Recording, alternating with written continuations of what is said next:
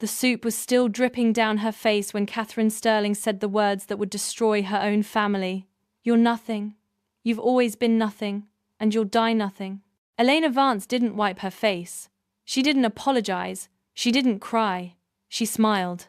Because Catherine Sterling had just humiliated the woman who owned 34% of Sterling Industries.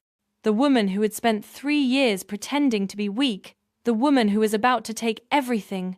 This is the story of how Elena Vance destroyed the family that never deserved her. Subscribe now and turn on notifications, because you don't want to miss the moment they find out who she really is. Let me take you back 6 hours, to the moment before everything changed. 3 years. That's how long Elena Vance had been married to Richard Sterling. 3 years of silent dinners. 3 years of cutting remarks. 3 years of being treated like furniture that occasionally needed to be dusted. Tonight was supposed to be different. Their 3rd anniversary. She had prepared Richard's favorite meal herself, sent the staff home early, lit candles, put on the dress he'd once said made her look beautiful back when he still said things like that. The dining room glowed amber and gold as Elena checked the time for the 4th time in 10 minutes. 7:30. He'd said he'd be home by 7. At 8:15, the front door finally opened. Richard didn't come alone. His mother Catherine swept in first, her silk scarf trailing behind her like a battle flag. His sister Margaret followed, already scanning the room for something to criticize. His brother Thomas brought up the rear, checking his phone, barely acknowledging Elena's existence. Richard walked past Elena without a word, brushing her cheek with a kiss so perfunctory it felt like an insult. "Mother wanted to celebrate with us. I couldn't say no." Elena felt her carefully planned evening crumbling, but she kept her voice steady. "Of course, the more the merrier." Catherine's eyes swept over the intimate table setting, the homemade food, the candles Elena had arranged with such care. Her lip curled. "How quaint. Did you actually cook this yourself? I thought Richard might appreciate." "Margaret, call the caterer. Have them send something edible." The words landed like slaps. But Elena had learned long ago not to flinch. She watched Catherine dismiss 3 years of marriage with a wave of her manicured hand, and she felt something cold settle in her chest. Not hurt, not anymore, purpose. But here's what Catherine Sterling didn't know. While she was ordering her daughter to replace Elena's cooking with restaurant food, Elena was running calculations in her head. 3 years of documentation, 742 pages of evidence, 4 offshore accounts traced, 2 pending investigations quietly funded. Tonight wasn't the night for revelation, but it was close. So close, Elena could taste it. The Sterling family dinner unfolded like a well-rehearsed play where Elena had never been given a script. Catherine held court at the head of the table. Richard's table, technically. But no one seemed to remember that. She regaled them with stories of her latest charity gala, her voice carrying the particular satisfaction of someone who gave money specifically so others would know about it. "The governor himself thanked me personally," said Sterling Industries' contribution was the most generous of the evening. Thomas snorted into his wine. "Generous with whose money, mother?" "The company's money, which exists because I raised your brother to have some semblance of business sense." Richard shifted uncomfortably, and Elena watched him avoid his mother's eyes. After 20 years of marriage to Richard's father and 15 years of widowhood, Catherine still controlled the family with an iron grip disguised as maternal concern. Margaret leaned over to whisper to Thomas, loud enough for Elena to hear. "She's barely touched her food, probably afraid of carbs. Give her a break.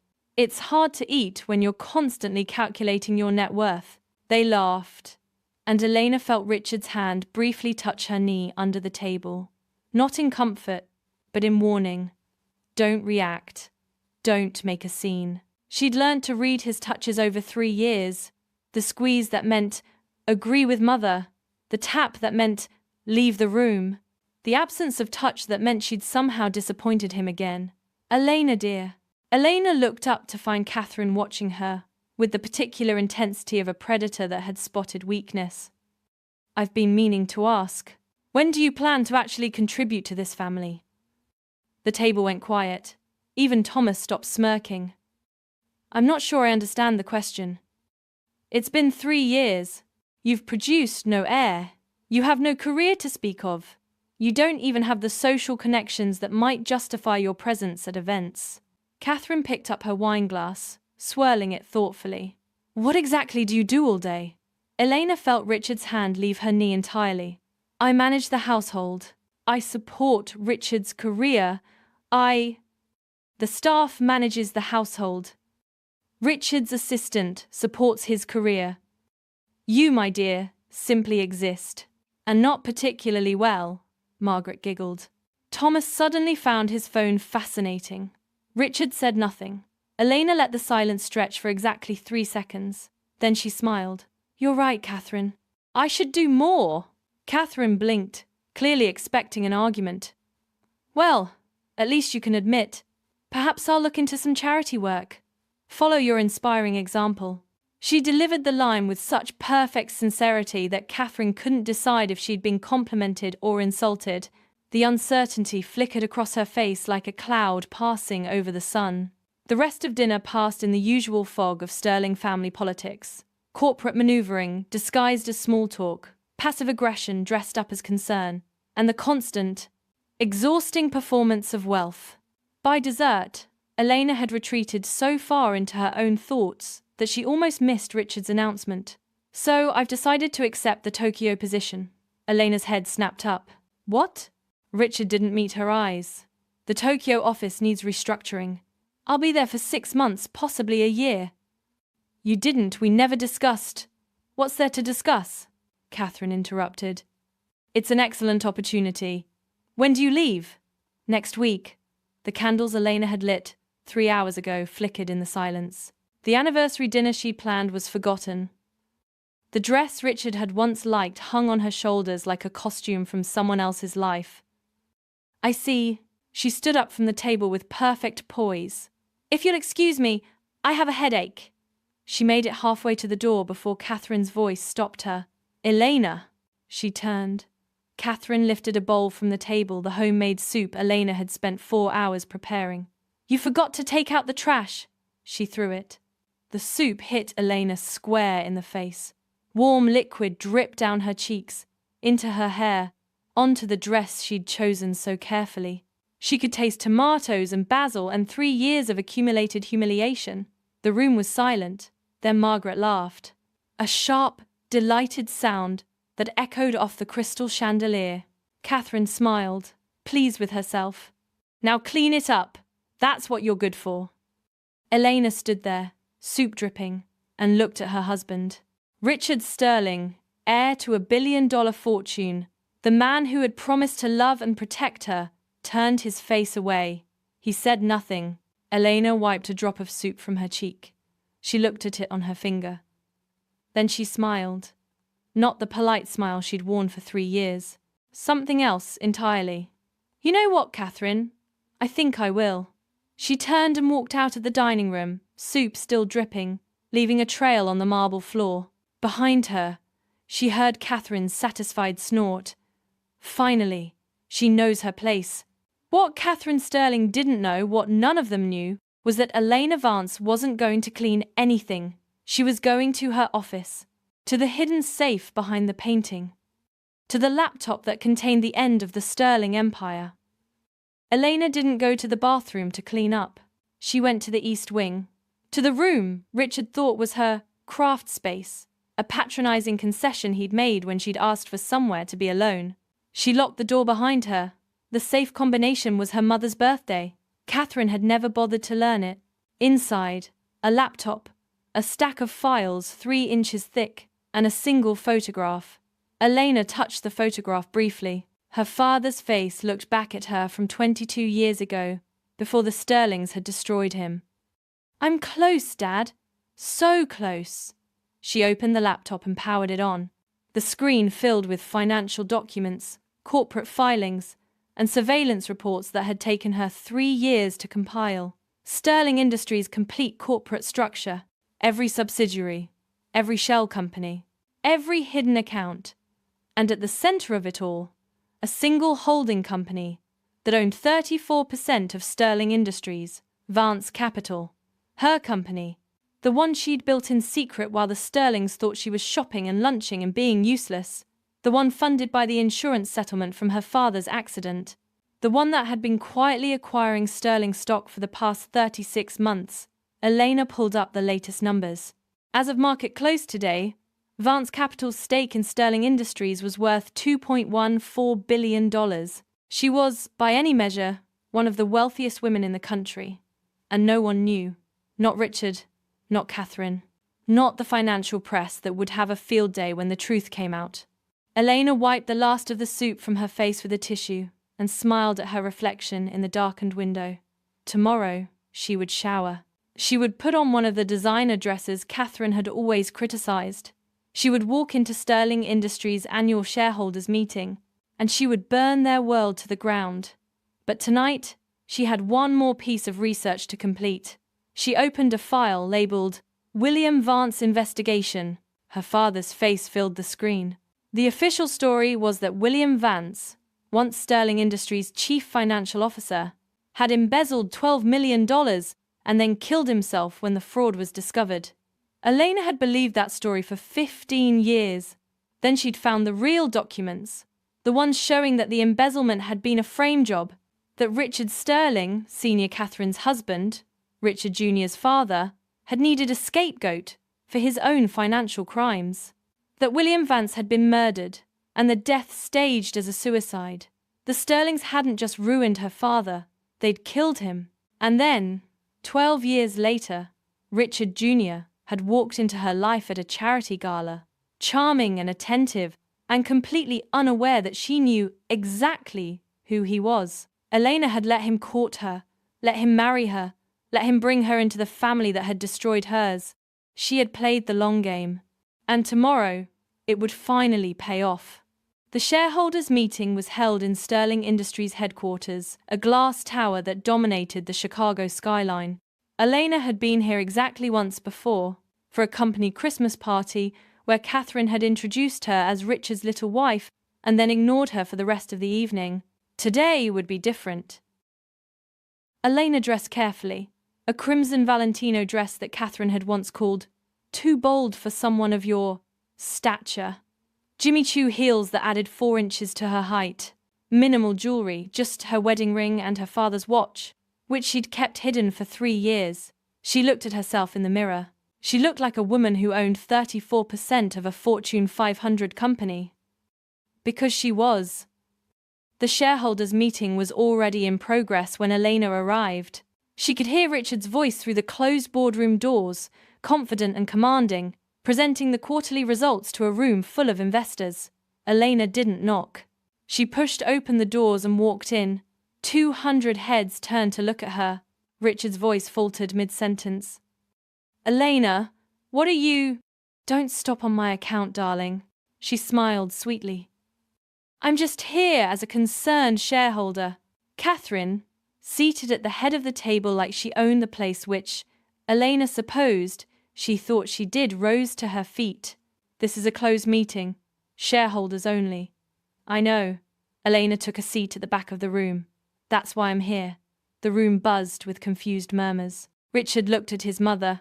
Catherine looked at the company's general counsel. The general counsel looked like he wanted to be anywhere else. Mrs. Sterling, the counsel said carefully. I'm not sure you understand. This meeting is for shareholders with registered stakes in the company. I understand perfectly. Elena pulled a document from her bag. Which is why I brought my registration confirmation. Vance Capital, 34% stake. The silence that followed was the most satisfying sound Elena had ever heard. That's impossible, Catherine finally managed. We would have known. The board would have been informed. The board was informed, through the proper regulatory channels. Elena stood, walking slowly toward the front of the room. I filed everything with the SEC, all perfectly legal, all perfectly documented. She reached the presentation screen where Richard's quarterly numbers were still displayed. But since I'm here, perhaps we should discuss some concerns I have about these figures. Richard had gone pale. Elena, what is this? This is a shareholder exercising her rights. Elena turned to face the room. Did you know that Sterling Industries has been systematically overvaluing its real estate holdings for the past decade? That the Tokyo expansion your CEO just announced is designed primarily to move money through shell companies in Singapore? That the charitable foundation your chairwoman is so proud of has been used to launder approximately $40 million? Each accusation landed like a bomb. Board members shifted in their seats. Lawyers reached for their phones. Catherine's face had gone from shocked to furious, to something that looked almost like fear. "These are outrageous accusations," Catherine said, her voice shaking. "You have no proof."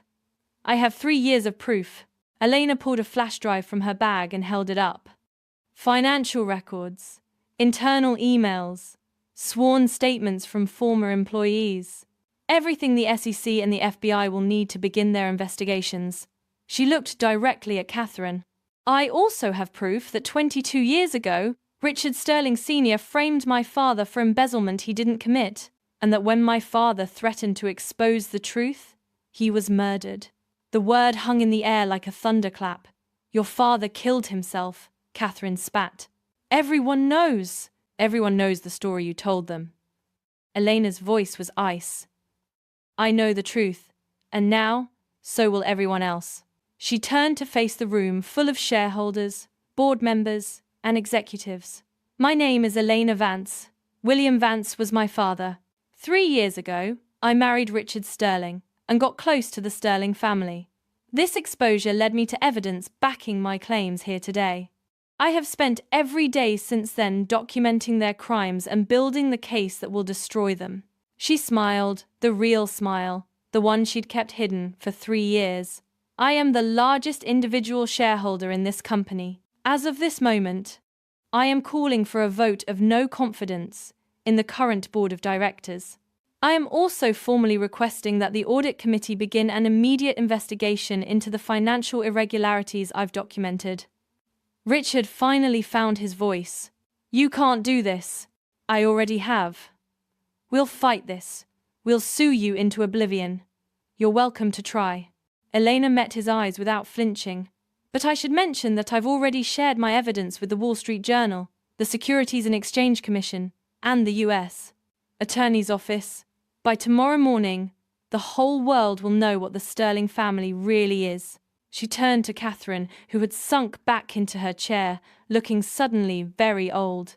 "You threw soup in my face last night. You called me nothing." Elena leaned close. "I own your company. I have the evidence that will send you to prison. And I am just getting started." Elena straightened up and addressed the room one final time. "The board will have my formal proposals by end of business today. I suggest you read them carefully." She walked out of the boardroom without looking back. Behind her, she heard the explosion of voices, the scrape of chairs, the beginning of the Sterling family's very public unraveling. In the elevator, alone at last, Elena allowed herself one moment of pure, unadulterated satisfaction. Then she pulled out her phone and made a call. "It's done. The press conference is at 3. Make sure the Times and the Journal are in the front row." The story hit the news by noon. By 2 o'clock, Sterling Industries stock had dropped 38%. By 3, Elena was standing in front of a bank of microphones, laying out the Sterling family's crimes in devastating detail. Catherine was photographed being escorted from the building by security. Richard was photographed screaming at his lawyers in the parking garage. Margaret and Thomas both released statements expressing shock at the allegations and distancing themselves from their mother. By 6 o'clock, the FBI had begun its investigation.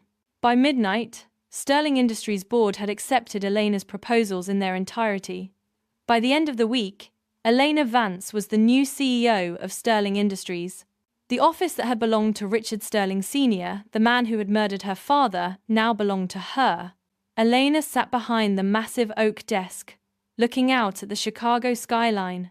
The same view her father had once described to her when she was a little girl.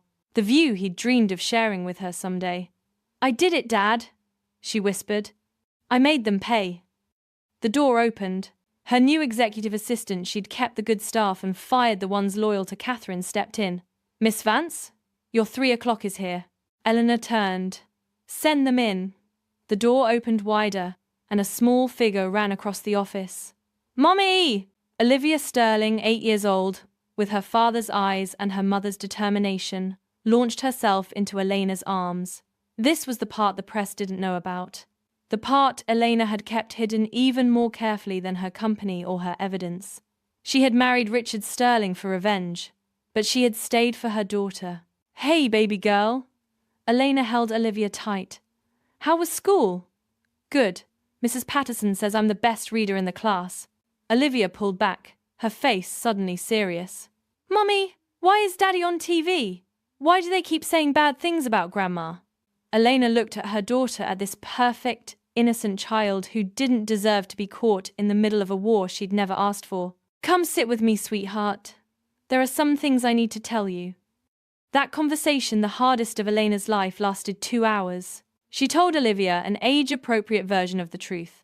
That Grandma and Daddy had done some things that hurt people, that Mommy had to help fix it, that sometimes the people you love make mistakes, and you can still love them while also knowing they were wrong. Olivia listened with the gravity of a child who understood more than anyone gave her credit for. "Is Daddy going to jail?" "I don't know, baby." "Maybe. Are you?" "No. I didn't do anything wrong." Olivia was quiet for a moment. Then she climbed into Elena's lap and hugged her tight. "I'm glad you're my mommy." Elena held her daughter and let herself cry for the first time in 3 years. The trials took 18 months. Catherine Sterling was convicted of fraud, money laundering, and conspiracy to commit murder. She was sentenced to 35 years in federal prison. The judge called her a woman who used wealth and privilege as weapons against anyone who threatened her power. Richard Sterling Jr. pleaded guilty to securities fraud and tax evasion in exchange for testimony against his mother. He received 8 years. Elena allowed supervised visitation with Olivia. Thomas and Margaret both avoided prison by cooperating with investigators. They lost everything: their trust funds, their social standing, their place in a family that had been built on crime. Last Elena heard, Thomas was working as a financial consultant in Phoenix. Margaret had moved to Europe. Elena kept the company. She renamed it Vance Industries. She established the William Vance Foundation to support families affected by corporate crime.